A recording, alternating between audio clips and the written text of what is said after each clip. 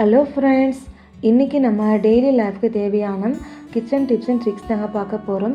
Video ரொம்ப யூஸ்ஃபுல்லாகவும் இருக்கும், இன்ட்ரெஸ்டிங்காகவும் இருக்குங்க. வீடியோவை ஸ்கிப் பண்ணாமல் முழுமையாக பாருங்கள் ஃப்ரெண்ட்ஸ். அப்போ தாங்க பார்க்குற உங்களுக்குமே புரியும். நீங்கள் இப்போ தான் ஃபஸ்ட் டைம் செல்ல பார்க்குறது வந்து சப்ஸ்கிரைப் பண்ணிவிட்டு ஆல்ன்ற பெல் பட்டன் இருக்குது, அதுவுமே நீங்கள் கிளிக் பண்ணி வச்சுக்கோங்க. அப்போ தாங்க நம்ம போடக்கூடிய வீடியோஸ் எல்லாமே நீங்கள் மிஸ் பண்ணாமல் பார்க்க முடியும். இப்போ வாங்க வீடியோக்குள்ளே போய் என்னென்ன டிப்ஸ்ன்னு சொல்லி பார்த்துடலாம். ஃபஸ்ட்டு டிப்பு என்னென்னு சொல்லி பார்க்கலாங்க. நம்ம நிறைய வீட்டில் பார்த்தீங்கன்னா தேதி எட்டை முடிஞ்சு போச்சுன்னா கீழே தூக்கி போட்டுருவாங்க. அதுவுமே இல்லைங்க, தேதி எட்டில் சாமி போட்டு தான் நிறைய பேர் பார்த்தீங்கன்னா கீழே தூக்கி போட மாட்டாங்க. வீட்டில் ஏதாச்சும் ஒரு மூளை வச்சு விட்ருவாங்க. அந்த மாதிரி கீழே தூக்கி போடாமல் மூளை வச்சு விடாமல் இது போல் பண்ணுங்க, ரொம்ப அழகாக இருக்கும். இதனால் பணமும் சேவ் ஆகுங்க.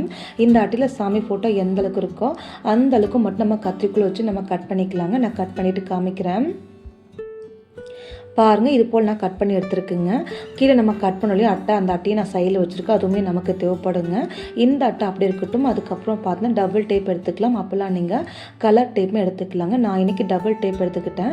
கீழே நம்ம கட் பண்ணலையும் அந்த இடத்துல பார்த்தா டபுள் டேப்பை இது போல் நீங்கள் வச்சு விட்டுருங்க.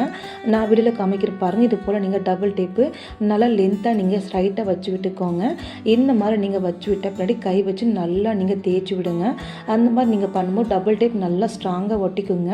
அதுக்கப்புறம் எக்ஸ்ட்ரா இருக்க டபுள் டேப்பை நம்ம கட் பண்ணி விட்டுடலாம். இப்போ நம்ம டபுள் டேப் ஃபுல்லாக நம்ம கட் பண்ணியாச்சு. ஒரு டைம் கை வச்சு டபுள் டேப்பை நல்லா நீங்கள் அழுத்தி விடுங்க. அப்போ இன்னும் நல்லா நம்ம ஒட்டிக்குங்க. இப்போ நமக்கு ரெடி ஆகிடுச்சுங்க. இது எதுக்காகன்னு சொல்லி பார்க்கலாம். நம்ம நிறைய வீட்டில் பார்த்தீங்கன்னா சாமி ஃபுட்டில் கடையில் காசு கொடுத்து வாங்குவாங்க. அந்த மாதிரி வாங்காமல் ரொம்ப ஈஸியாக இந்த மாதிரி நீங்கள் பண்ணி வச்சுக்கிட்டா பார்க்க ரொம்ப அழகாக இருக்குங்க. இது உங்களுக்கு எங்கேனாலும் வச்சு யூஸ் பண்ணிக்கலாம். பார்க்க ரொம்ப ரொம்ப நீட்டாகவும் இருக்கும், அழகாகவும் இருக்கும். இதனால் பணமும் சேவ் ஆகும். கண்டிப்பாக இந்த டிப்பை நீங்கள் ட்ரை பண்ணுங்கள், உங்களுக்கு ரொம்பவே யூஸ்ஃபுல்லாக இருக்குங்க. அடுத்த டிப்பு என்னன்னு சொல்லி பார்க்கலாங்க. நம்ம முன்னாடியே கட் பண்ணோம் இல்லையா அட்டை, அந்த அட்டையை கொஞ்சம் இருந்துச்சுங்க, அது கீழே தூக்கி போடாதீங்க. இதையும் நம்ம எப்படி யூஸ் பண்ணலான்னு சொல்லி பார்க்கலாம். அட்டையை நீங்கள் சைடில் வச்சுக்கோங்க. உங்கள் வீட்டில் உடஞ்சி போனால் ஏதாச்சும் பிளாஸ்டிக் கப்பு தான் எடுத்து வச்சுக்கோங்க. இதையும் நம்ம எப்படி யூஸ் பண்ணலான்னு சொல்லி பார்க்கலாம். நான் இது போல் பிளாஸ்டிக் கப்பை எடுத்துருக்கேன். இந்த கப்பை நீங்கள் திருப்பி வச்சுக்கோங்க. அதுக்கப்புறம் ஒரு பழைய கத்தி வச்சு கேஸ் ஸ்டவ் ஆன் பண்ணி லைட்டாக கத்தி சூடு பண்ணிக்கோங்க.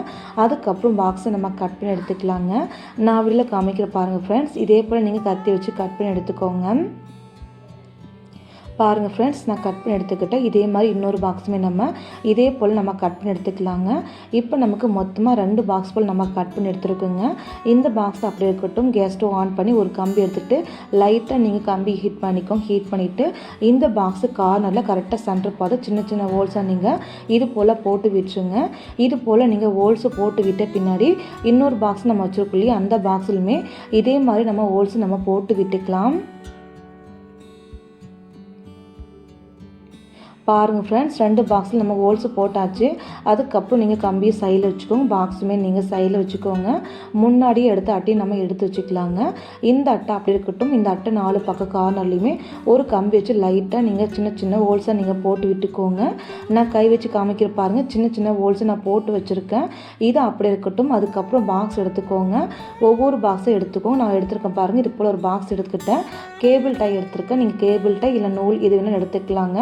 நம்ம பாக்ஸில் ஒரு ஹோல்ஸும் அதே போல் அட்டில் ஒரு ஹோல்ஸும் இருக்குது இல்லையா, 2 ஹோல்ஸில் நீங்கள் கேபிள் டை போட்டு விட்டு எப்போதும் போல் கேபிள் டை நல்லா நீங்கள் டைட்டாக இழுத்து விட்டுக்கோங்க. உங்கள் கிட்டே இது போல் கேபிள் டைலாம் அதுக்கு போல் நீங்கள் நல்லா ஸ்ட்ராங்காக நூலுமே நீங்கள் எடுத்துக்கலாங்க. இப்போ நம்ம ஒரு பக்கம் கேபிள் டை நம்ம போட்டு விட்டாச்சு. அதே மாதிரி நம்ம இன்னொரு பக்கமும் 2 ஓட்டை உள்ளுக்குள்ளே நீங்கள் கேபிள் டையை நீங்கள் போட்டு விட்டுட்டு எப்போதும் போல் நல்லா ஸ்ட்ராங்காக எடுத்து விட்டு எக்ஸ்ட்ரா கிட்ட நீங்கள் கட் பண்ணி நம்ம எடுத்துடலாம்.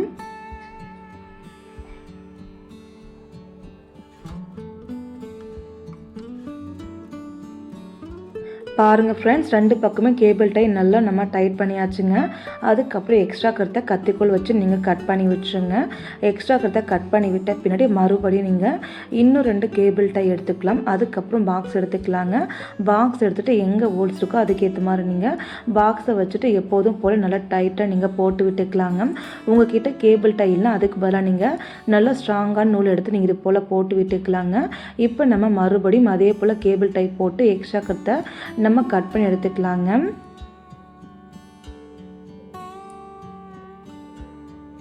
இப்போ பாருங்கள் ஃப்ரெண்ட்ஸ், இந்த அட்டை மேலே நம்ம 2 பாக்ஸு நல்லா டைட்டாக நம்ம வச்சு விட்டாச்சுங்க.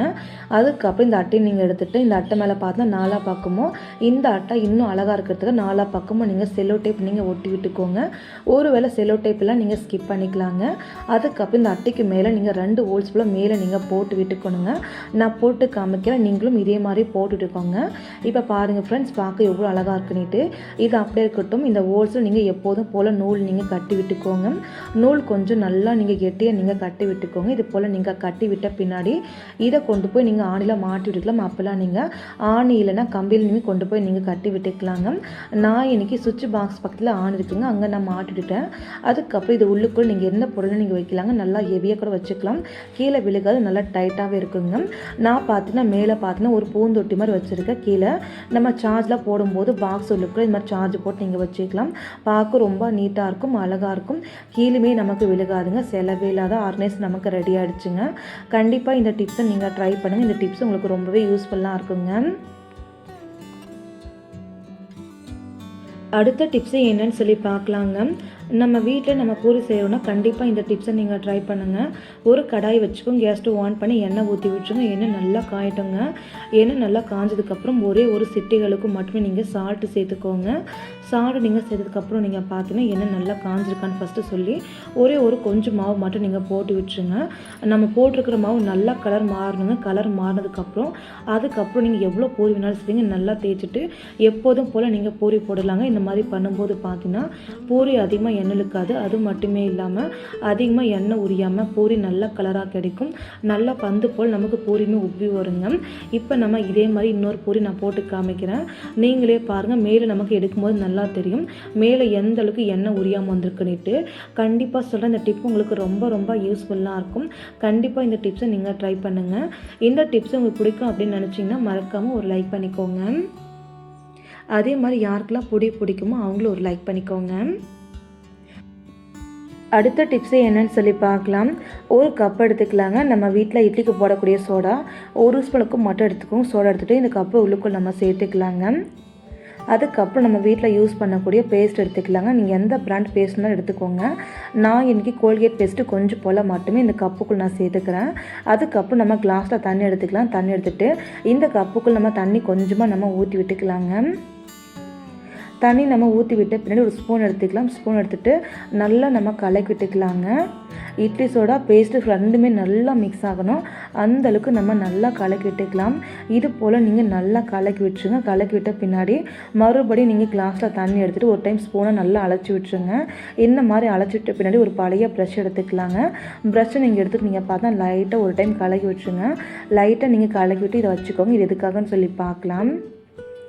நம்ம வீட்டில் சுவிட்ச் போர்டெலாம் இருக்குல்ல, சுவிட்ச் போர்டு சுற்றியுமே பார்த்தீங்கன்னா ஒரு மாதிரி அழுகு கருப்பாக படிஞ்சிருக்குங்க அந்த சுவிட்ச் பாக்ஸ் பக்கத்தில். அந்த அழுக்கெல்லாம் போக இந்த டிப்பு உங்களுக்கு ரொம்ப யூஸ்ஃபுல்லாக இருக்கும். இந்த அழுக்கை நீங்களே பார்த்துருப்பீங்க, சுவிட்ச் போர்டு பக்கத்தில் இருக்கு இல்லையா. இதை நம்ம லைட்டாக ரெடி பண்ண லிக்விடை கொஞ்சம் கொஞ்சமாக வச்சுட்டு இந்த ப்ரஷ் வச்சு லைட்டாக நீங்கள் தேய்ச்சி விட்டுருங்க. லைட்டாக நீங்கள் தேய்ச்சா போதும், அதிகமாக நீங்கள் தேய்க்க வேண்டாங்க. லைட்டாக நீங்கள் தேய்ச்சாலே அழுக்கு எல்லாமே போயிடுங்க. ஒரே ஒரு செகண்ட் போல் மட்டும் நீங்கள் தேய்ச்சி விட்டுருங்க.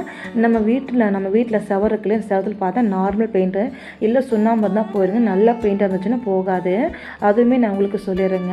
இப்போ நம்ம லைட்டாக ஒரு டைம் நீங்கள் தேய்ச்சி விட்ட பின்னாடி ஒரு 2 நிமிஷம் போல் அப்படியே நீங்கள் விட்டுட்டு 2 நிமிஷம் கழிச்சு லைட்டாக ப்ரஷ் வச்சு நீங்கள் தேய்ச்சி விட்டுருங்க. லைட்டாக நீங்கள் தேய்ச்சிட்டதுக்கப்புறம் மறுபடியும் நீங்கள் ஒரு துணி எடுத்துக்கலாங்க. துணி எடுத்துகிட்டு லைட்டாக தண்ணி ஈரம் பண்ணிவிட்டு அதுக்கப்புறம் நீங்கள் செவத்தை நீங்கள் துடைச்சிட்டு பாருங்கள். கொஞ்சம் கூட அழுக்கெல்லாம் எதுவுமே இருக்காதுங்க. நல்லா பளிச்சுன்னு க்ளீனாக இருக்குங்க. இப்போ பாருங்கள், லைட்டாக மட்டும்தாங்க துடைச்சி அதுக்குமே அழுக்கு எல்லாமே போயிடுச்சு. இப்போ நல்லா பளிச்சுன்னு ஆகிடுச்சுங்க. உங்கள் வீட்டில் செவத்தில் எங்கே அழுக்கு தான் இந்த மெத்தட் வச்சு நீங்கள் க்ளீன் பண்ணுங்கள். ரொம்ப சூப்பராக க்ளீன் ஆகிடும். கண்டிப்பாக இந்த டிப்பை நீங்கள் ட்ரை பண்ணுங்கள். அடுத்த டிப்ஸே என்னன்னு சொல்லி பார்க்கலாங்க. நம்ம நிறைய பொருட்டில் பார்த்தீங்கன்னா முட்டை உடைக்கும் போது முட்டில் பார்த்தீங்கன்னா சின்ன சின்ன ஓட போய் முட்டோடு போய் முட்டில் கலந்துருங்க. அந்த மாதிரி கலந்துச்சு நமக்கு நார்மலாக கை வச்சுருக்கும்போது பார்த்தீங்கன்னா முட்டோடு வெளியில் வரவே வராதுங்க. அந்த மாதிரி சமயம் இருக்கும்போது இந்த டிப்ஸை நீங்கள் ட்ரை பண்ணுங்கள்.